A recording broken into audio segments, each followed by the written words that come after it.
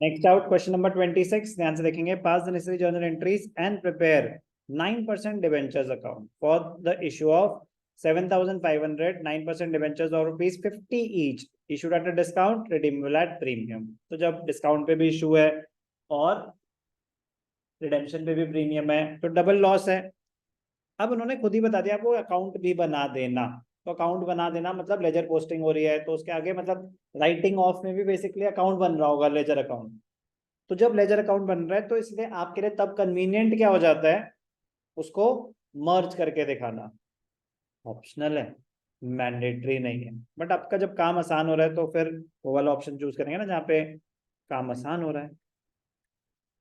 Bank account debited to issued at a discount, lump sum amount है।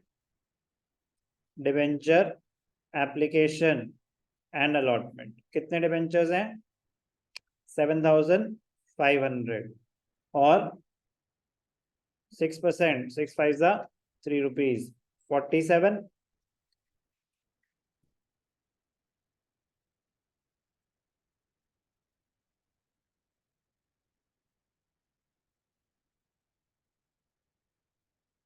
Three fifty two 500, 7,500 into 47, 350 to 500, ठीक है बिल्कुल। 350 to 500। अब ध्यान से देखना, 350 to 500। अब क्या हुआ, ये तो इशू की एंट्री हो गई। Debenture application and allotment debited, discount on issue अगर आप सेपरेटली दिखा रहे हैं debited, loss on issue of debentures debited to, debenture application discount on issue loss on issue debited to. कौन से डिबेंचर्स हैं? 9% debentures to premium on redemption. Premium on redemption debenture application कितने पैसे आने चाहिए थे? 350 to 500। डिबेंचर्स कितने के हैं, कितने डिबेंचर्स हैं? 7,500, 50 ईच, 375, 7,500, 50, 375,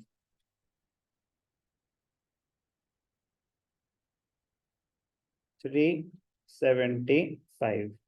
प्रीमियम ऑन रिडेम्पशन कितना परसेंट है? 10%, मतलब ₹5। तो 37,500 डिस्काउंट ऑन इशू निकाले कितना है वैसे अब? ₹3। 7,500 into 3, 7 3 21, 22,500, 375, ठीक है जी। और प्रीमियम कितना है? 37,500। अब इसकी जगह क्या हो सकता है, पूरा का पूरा किस में दिखा दें? Loss on issue of debentures. कितना है लॉस ऑन इशू? 60। बात समझ आए? कोई भी डाउट? तो लेजर बना रहे तो कन्वीनियंट ऑप्शन क्या है आपके लिए वो देखना। अब ध्यान से देखना, लेजर में क्या अकाउंट कौन सा बनाना है हमें? 9% डिवेंचर्स अकाउंट।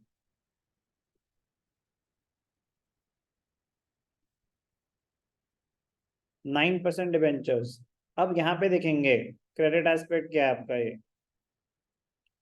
ये क्रेडिट एस्पेक्ट है बाय